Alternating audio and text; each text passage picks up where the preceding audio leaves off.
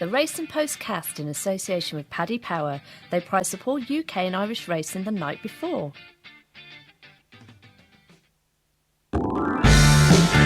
Good morning and welcome along to the Racing Post Weekend Review Postcast. I'm Bruce Millington. I'm joined by Nick Watts in the studio. Over in Ireland, we've got Brian Shearing, one of the Racing Post's fine team of Irish reporters, and from Paddy Power, Tom Nugent has all the prices relating to what we've seen and how it's going to affect the rest of the action in this fascinating jumps season. So let's look back at Sunday first, where the D team, Douvan and Jacadam, both did the business within about 10 scintillating minutes of each other. One in Punchestown, one in Cork. Brian Shearing, you were in Cork, doing a very nice piece from there. I enjoyed that very much. Let's start with Douvan. I guess first of all, we've got to look at how impressive was he, what was the vibe from the camp, and what is the direction of travel for him this year? Looking more and more like the 2 mile route, isn't it? Yeah, it's increasingly likely that he's going to be sticking to that 2 mile route. As you can expect, it was David Casey that was on hand with Mullins and team up with Jacadam, so he wasn't too keen to start revealing plans for the season ahead, but I'd imagine it'll be 2 miles for him for the season. But God, I have to say it was probably one of the best days racing I've been in a long time, genuinely, down in Cork. There was only about 3,000 people turned out, but it was packed around the parade ring just to get a look at Douvan. It's amazing what a good horse can do for these small tracks. Well, I would say Cork is a very small track. You had the likes of Beef for Salmon, and he actually had a Derby winner running there earlier on in a maiden. But look, I thought he was absolutely brilliant. He made mincemeat of him, but it was a poor enough field, and shorting him for beating an 11-year-old by 11 or by 22 lengths wasn't really the most. I suppose it is a opposition is thin on the ground, but these bookmakers have a habit of shortening these horses just when they're proving that they're just alive and well. But look, Townend said that he felt that he was going slow, and that's just a reflection of how good Douvan is. Right, tell me then, which races will he run in this year, all things being equal? I really haven't a clue. Yes, you do. Because you've got loads of clues. He'll run in the old Dial Bet, which is now the Paddy Power Cash Card Chase at Christmas, and he'll run in the Champion Chase. I'd say that'll be it. Really? Just the well, two? He might go to Punchestown afterwards. Yeah, do Aintree and Punchestown. Yeah, that's true. I suppose that's the thing. They keep them fresh for those 2 or 3 bursts in the spring, don't they? And what's happened to the betting then? Brian Shearing was basically having a vicious dig at the bookmakers for overreacting. Wild swipes, but don't worry, I'll handle it. Douvan 4-9 now favoured for the Champion Chase, the Queen Mother Champion Chase, and at 6-1 bar. It's Fox Norton at 6 is Unda So 10-1. Vroom Vroom Mag 14, Sire de Grugy 16s and 20s bar those. And I suppose, Nick Watts, we would all love to see a fantastic clash at Christmas with Q Card and Coney Green and everybody else, but we have to be realistic here, don't we? I mean, the natural progression for a horse like that is that you stay at 2 miles and dominate, isn't it? Yeah, it's not even an issue for me. It's not even a question. I mean, one of the things that's bugged me over the last few days, there seems to be a massive clamour on Twitter to get Douvan to go up in trip, and I don't really get it. They did the same with Frankel, didn't they? Yeah. Once they become dominant at a certain thing, people can't be happy with them just carrying on being dominant, But I don't remember Tiger Woods being told to take up tennis when he was winning every major. No, he's a brilliant 2 miler, Douvan. He's a Supreme Novice winner. He's an Arkle winner. He won every 2 mile race going last season. He's got the division right in his pocket. Willie Mullins has never won the race. Rich Ritchie has never won the race. Why not just go and win a Champion Chase? It's a great prize to win. Of course it is. I think really why people are so frustrated, maybe, Nick, is that whenever you look at a division, whether it's, novice hurdlers or whatever, if it looks like it's so dominated by one horse, people get slightly, frustrated by that. But that's not Douvan's fault, is it? Or the connection's fault. What are they supposed to do? Make it more exciting by going up in trip? They can't do, can they? No, I do get that point, but like you said, that's not Douvan's fault, and there's plenty of time. He's only a young horse. He can go up in trip later on in his career, and, the Gold Cup is a tough test. It's 3 miles too with a hill at the end. There's no evidence to say that Douvan wants that. No. Okay, so it looks like he's going to dominate. Would you have 900 quid to win 400 on the Champion Chase? I think if Fox Norton is next best in and he's injured at the moment, I definitely would. And Nick Watts has got 900 quid floating about as well. He's a wealthy man. Right, let's talk about Jacadam. Brian, what did you think of Jacadam?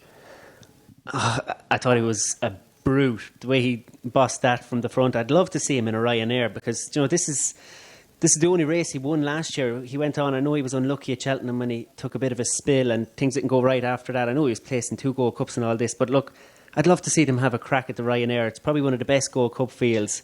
I just thought, first start of the season, it was it was very impressive, I have to say. Well, it was very impressive, wasn't it? But I mean, isn't he is the Mullins Gold Cup standard bearer at this stage, isn't he, Nick? Yeah, I'd say so. I was impressed with him yesterday because he's taken on 2 race-fit rivals and 2 pretty good horses as well, and he beat them.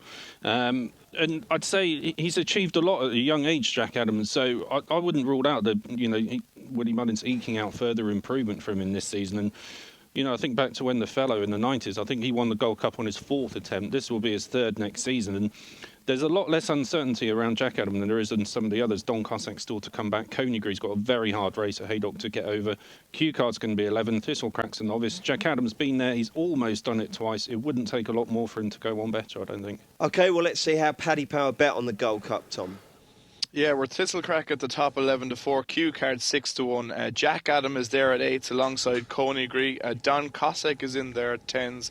Valserlido 12-1. Native River 16s is 25-1 bar at the minute.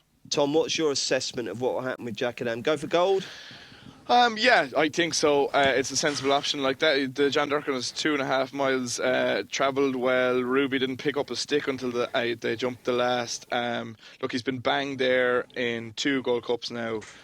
He mightn't be like really, really top level, but he's a really good benchmark. And if the race falls apart at all, he'll be bang there. Do you know what? I think he is top level. That run behind Coneygreen was absolutely astonishing. That is one of the great Gold Cups, I think, that. And he put in a superb performance. And as Nick says, still getting better. So how much, Brian, should we read into the significance of the fact that Ruby rode at Punchestown rather than Cork? Because it surprised some people, didn't it?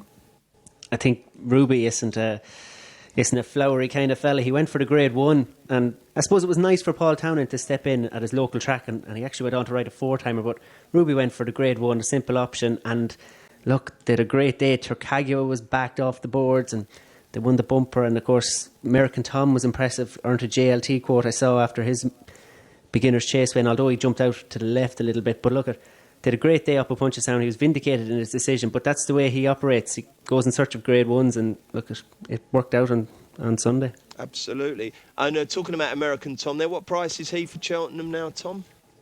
American Tom went 10s from 14s for the JLT. OK. Anything impress you in Ireland on Sunday that we haven't discussed, Nick? Yeah, there was a hurdler called Denaria Desobo who won the first at Cork. Absolutely skated up, didn't Stealing it? my thunder. Looked really good. Stealing my All right, well, I'll move on then. Blimey, Tom, it's not No, go for it. You don't need to be the world's greatest racer, really, to be impressed by that thing. God, he was good. And there was a Mullins horse in the bump who won at Punchestown, Come To Me, looked very, very good.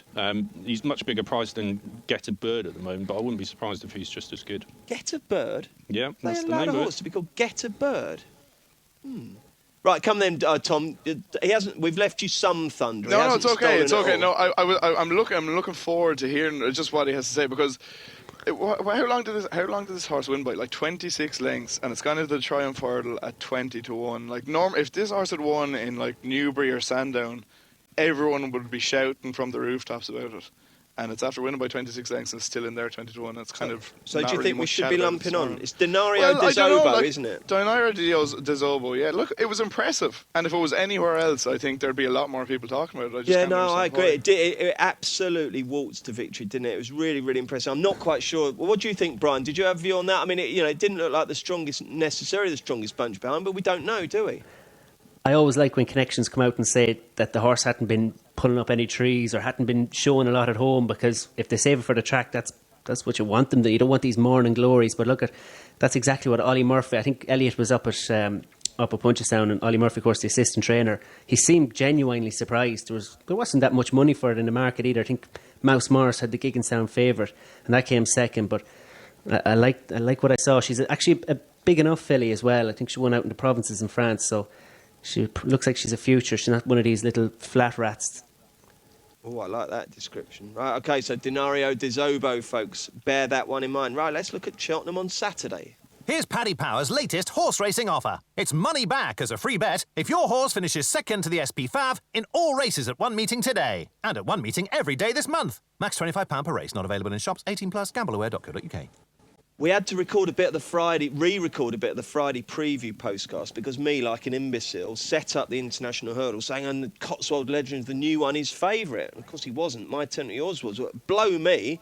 Come the afternoon, he was favourite and won, didn't he? Wasn't it a lovely moment, Nick? Regardless of the context or whether it's a great race on the ratings, the new one, he's a top horse, and love him. He's the one of the reasons we love the jump so much, because he comes back year after year and he holds his form really well. And Connections be absolutely delighted that Exeter was off the other day because they were going to go over fences and that had to be swerved. So they came for the international, and really good bit of kind of ingenuity from Nigel Twiston-Davies to spot this opportunity, go for it and win it. So well done to Connections. Like you said, it doesn't really matter what it means in terms of the champion. It was just a nice race, nice day, and an old warrior like that, rolling back the years and doing it again. It was great. Absolutely. I suppose, Tom, we are here to look ahead and see what the action means in terms of the big festivals towards the end of the year. I guess the international hurdle is going to mean relatively nothing when it comes to champion hurdle, is it? Yeah, well, not much. He's in the champion hurdle market at 16-1 at the moment, and he's in 16s for the world hurdle as well. Is chasing just off the cards now altogether? I don't know. Yeah, I think because that was all the chalk, and they're just gonna stick over hurdles, are they? He said he's going to have another crack at the champion, but Carl Llewellyn in today's post was mooting the world hurdle, wasn't he? So it might be one of those two. I know a load of people disagree with this, but there should be a 2.5 or a 2 mile 5 hurdle. There just should. The only reason there isn't one is that it would take too much away from the fields for the other two. But there's an intermediate distance for every other division. There should be here, and that would be the new one's race, wouldn't it? But Yanworth's race as well. That's the trouble. You wouldn't get as many good clashes though, would you? You're just. I know you wouldn't. But in that case, let's scrap the JLT. Let's scrap the Ryanair, and let's scrap the Neptune. Because they're all. Why not? Well, because we want 4 days of Cheltenham. I want 5 days. Let's talk about the champion hurdle here, because it's a race that really everyone is very kind of meh about. It's not a race that you can look forward to with any greater sense of excitement, is it? It's not one of those whodunits that coming together and coming to the boil. We're basically in a situation where if Annie Power turns up fit, she's going to win, isn't it, Nick? Yeah, I'd say so. It's just loads of bits and pieces that haven't really come together yet, isn't it, for the champion hurdle division? And like you said, Annie Power's one of them. We haven't seen her yet. We don't know what's going to happen to Faugheen, whether he's going to go up in trip, when he's going to come back. I suppose it's been boosted by the fact that Yanworth's going to come back in trip. That's an interesting element to it. But the new one, if the champion hurdle was run on the same track as he ran on Saturday, I think I'd give him a chance, because you've got that long run to the last and then the long run to the line. It suits him really well. It's just that course that the champion hurdles run on. It's just too sharp for him. OK, what's the latest betting, Tom, on the champion hurdle? So Annie Power is the 2-1 favourite at the moment. Faugheen is in at 3-1. Yanworth is 8-1. York Hill 16s alongside Vroom Vroom Mag and the new one, and it's 20-1. And Brian, what is the word? What's the whisper in Ireland over the Willie horses, and who will run in which race there?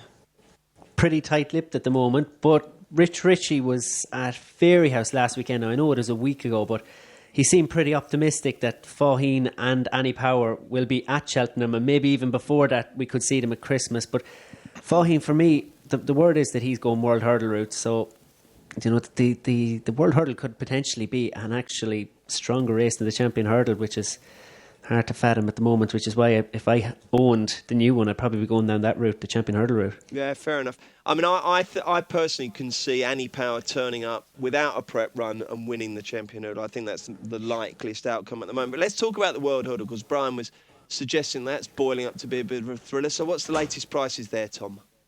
Yeah, I've been hearing similar vibes that Faugheen is more likely to show up here, and he's in at the top at 3-1. You know what I mean, Harry, is 5-1, and Nichols Canyon next in at 6s, Vroom Vroom Mag 8-1, Yanworth and Jeski 12s, Apples Jade 14-1, and at 16s bar. You're a Jeski man, aren't you? Yeah, I think Jeski's a massive price. I can't wait to see him come back at Christmas. Yeah, I'm looking forward to that. Really? Should we lump on? I think he's a really good each-way price for a horse that's won 8 Grade 1 races. Yeah, definitely. OK, great. Now, the big handicap of the day was the Caspian Caviar Gold Cup and Frodon, a 4-year-old. Who would have thought a 4-year-old's winning races like that? He was really good. It was a real slog in very, very wet conditions. He did it nicely. Nick, what did you make of him? A, that performance, and B, what it might mean for the rest of the season. The first interesting point is he went off at 14s, and Nichols was accentuating afterwards that in the what do they call it, the Bet Victor Gold Cup, he landed on top of one of the fences and did himself not a mischief, but really knocked the stuffing out of himself, and that was why. And if I guess that was why he went off at 14s. But when a 4-year-old wins a race like that, you've got to be impressed, and you've got to sit up and take notice, haven't you? Yeah, definitely. Nichols has obviously done it before with Unionist a few years ago, and before we started this today, I just had a look back at Unionist to see how he had fared since winning it at the 4, to see what Frodon's might have ahead of him. Unionist has fared okay. I think he's won 3 or 4 races. He went to the Cheltenham Festival the season that he won this race, and he ran in the RSA and got beaten. So, as well as Frodon's done, and he's packed a lot into a short space of time, and he's a young horse and everything, I think it's going to be hard for him because he's going to be rated somewhere in the 150s now. He might just be difficult to place, so I think they've done really well to get that win out of him on Saturday. As for the future, I think it's going to get a whole lot tougher for him. Is he a JLT contender, Tom, as far as the latest betting suggests? In the JLT at the moment at 14 to 1. 14. Does that float your boat, Brian Shearing? No. Look, at York Hill is probably going to be over fences. He was doubly entered at the weekend, and I'd say over fences, so I don't think we're going to see him over hurdles, and he'd probably go off a short price favourite for the JLT. American Tom, look, Frodon wouldn't have the class as them, would he? No, he wouldn't. Are we seeing? Did you say we're seeing York Hill this weekend, are we? Sorry, no, he was doubly represented, or doubly entered, what am I on about, over the weekend, but he didn't actually run over fences. So when are we going to see him then? We're going to find that out today. I'm on news today, Bruce. I'm going to give Mr. Mullins a ring. Okay, jolly good. Right, anything else in the race to take out there, Nick? Bywise took it too long to get going, didn't he? Poor old Bywise. I was thinking, do you know what, 2 out, he might just come and play a part here, but that group in front just got away, didn't they? Yeah, it's always the same with Bywise, isn't it? I don't think he's ever going to do it. I suppose if there's one to take out, Asso will win a big race somewhere on soft ground this winter if he just sorts the jumping out, but that would be it. Defi de Soy was impressive enough in the opener. Can that win the Triumph, Nick? Yeah, he was good. I mean, we discussed Denaria de Zobo, who looked good earlier and is much bigger price than Defi de Soy. I mean, the Triumph isn't a race that I really want to get involved in until February, really. And even just looking at the Joseph O'Brien horses on their own, we've seen Land of Hope and Glory. We still haven't seen Sword Fighter or any of those other ones that he got from his dad. So, any one of those could turn up and be better than Land of Hope and Glory. So it's still kind of a bit of a mess for me at the moment. It's not a race I look at till much further down the line. Brian, are we hearing any word on the street over there of one particular horse that Joseph's got the highest hopes for? I mean, he could have the first 7 in the race, couldn't he? I've heard a little whisper about a horse called Bhutan, and I'm wondering, has Tom seen any money? I think he's in their 20s with Paddy Powers, but if you shop around, you might get somewhere better. Bhutan, that's the one, is it? Well, that's what I heard, and look, it's worth noting that Ivanovic Gorbatov wasn't seen at this stage over hurdles last year, so it might just be, you might be preempting the things if you think Land of Hope and Glory is the best. Yeah, I know. I do think it's far too. I mean, sometimes you have to wait till the Adonis, don't you, at Kempton for the winner to emerge. But what is the betting at the moment if anyone's fingers are so itchy that they have to get involved in the Triumph at this stage, Tom? Land of Hope and Glory 6 to 1. Defi de Soy is also 6 to 1 at the moment. That doesn't do it for me now. But Home is 10 to 1. Houses of Parliament 16s alongside Evening Hush, Dullos, Cliffs of Dover, Sword Fighter, the Major General Bhutan, and Denaria de Zobo at 20 to 1, and it's 25's bar. OK, let's get your Saturday eye catchers. 1 horse each. You can have 2 if 2 caught your eye that the listeners should put in their Racing Post horse tracker. Nick Watts. Can I have a Friday one? Yeah. Yeah. Cantlow. I know it won easily, but... Blimey, that unexposed horse. Who's Cantlow? I've never heard of him. Well, I just think the job that Enda Bolger has done with him has just been amazing, because he was really regressive when Enda took him over. He refused on his final start for Paul Webber. He was on the downgrade, looking not as in love with the game at all. You contrast that with how he looked on Friday. He skipped around that beautifully. He had his ears pricked all the time. And I think if you want a good bet for March, I think he's still 10 to 1 in behind Josie's orders. But he loves that. He loves that quicker ground that you get on the cross-country track. Jumps the fences fantastically. He was formerly very good and Bulger's just got him back going again. And I was joking to someone earlier, if Ender can do that with his horses, when I'm feeling a bit jaded, I might go over there for a weekend and it could revive me. So, I might book in. You never feel jaded, though. You've always got a spring in your step, Well, I hope so, you? but yeah. We'll Blimey, see. I'm sorry I dissed your putting up of such an exposed horse, because 10 to 1 is massive, isn't it? Brian Sheeran, who's your eye catcher? Duvan? Are we going for Saturday or the whole weekend? Go whenever you like, mate. Well, there was a few at the weekend, but look, I'll just go to Navan, and Dr. Wallace won the bumper very easily, and I think Manila Fair is a fair old tool as well for Noel Meade. Came from the point-to-point sphere, was already placed in the bumper, and Dr. Wallace made mincemeat of him. I'd say he could develop into a decent horse. Dr. Wallace. You've got to get that make mincemeat out of your system, Brian. It's a horrible expression. I don't like that in racing, honestly, mate. Never get that in print. If the subs let that through, there'll be trouble, honestly. Right, OK, your eye catcher, Tom Nugent. Navan as well for me. The maiden hurdle was won by a horse called Any Second Now. Returned at 66 to 1. Beat. Oh yeah, Ruby and Willie's horse Say there Jersey. was a Willie and a Vallis Gordon Elliott, wasn't there? Yeah. And won at Cozy too. And one to keep an eye out for. Stick it in the tracker. Any Second Now. OK, let's look ahead to the weekend. Here's Paddy Power's latest horse racing offer. It's money back as a free bet if your horse finishes second to the SP Fav in all races at one meeting today. And at one meeting every day this month. Max £25 per race, not available in shops. 18 plus, gambleaware.co.uk. Hi there, you're listening or watching to Bruce Millington, Nick Watts, Brian Sheeran and Paddy Power's Tom Nugent. We've looked back on the weekend. We're going to have a little look ahead to what we've got coming up. It's Ascot is the main feature meeting, and the Long Walk Hurdle is the big event. And Tom Nugent, how are Paddy Power betting? You know what I mean. Harry 13 to 8, Ballyoptic and Nichols Canyon 11 to 2, Snow Falcon 6 to 1, Little Rockefeller 13 to 2, and 7 to 1, Rev de Savola and Zarkander 8 to 1 bar. God, if they all turn up, Nick, we're in for a treat, aren't we? That's a really good race, yeah. I think I'd still side with the favourite. I don't see why Ballyoptic should beat him this time. Snow Falcon will be interesting if he's over that fall from Newbury, because he was looking dangerous at the time, and you'd love to see Nichols Canyon come over, wouldn't you? So you get a really good correlation between the English and the Irish one, so let's hope he comes. Are we expecting Nichols to come over, do you think, Brian? Well, we're going to try and find that out today. One of the questions you'll be asking Willie, I should think, isn't it? Look, he's got an entry, so hopefully he will travel. They've also got... Did they have Shane Sell entered as well? He's a 14 to 1 shot. Shane Sell is in the market of 14s, yeah. Yeah. So hopefully. He's gone there, Brian, unless he's just started miming it, which would be slightly unhelpful. Tom, I reckon Ballyoptic makes the book here, doesn't he? Well, sure. What would I know, Bruce? But hopefully look at plenty. Look at it, could be a really hot race. A few of those show up, a few old favourites in there as well. Zarkander, Rev de Savola. But you know what I mean. You know what I mean. Harry looked very, very good, and he'll take a lot of beating, I'd say. And also, you've got betting on another couple of Ascot races, I believe, haven't you? Yeah, we've got the Silver Cup there. Safar Daru at the top of it, 8 to 1. It's fairly wide open. Vita de Rock 10s, Present Man 10s as well. Hubron de Zobo, an Irish Saint, and Hadrian's Approach in there 12 to 1, and a whole load of them at 14. So that's pretty wide open at the minute. And the Wessex Youth Trust, they've decided to sponsor. They must be very well funded. The Wessex Youth Trust to be sponsoring horse races, mustn't they? Well, they must be. And Campiador leads the market alongside Jolly's Cracked It, both of them 7s. Modus 8 to 1. He ran an eye-catching race the last day.